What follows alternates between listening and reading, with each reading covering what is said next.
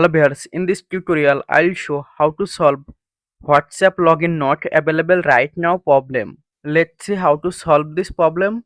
Tap on hold WhatsApp, click on app info or I button,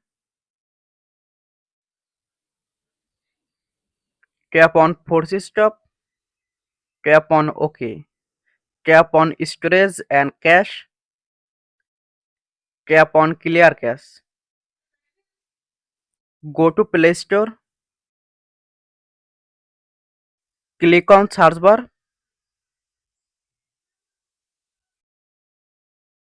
search WhatsApp,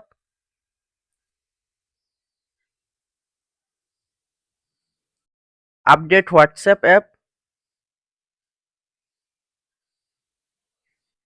go to WhatsApp, click on agree and continue,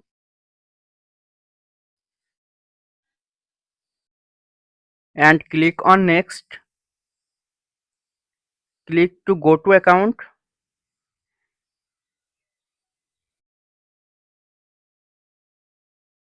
Problem solved. Thanks for watching. Don't forget like and subscribe.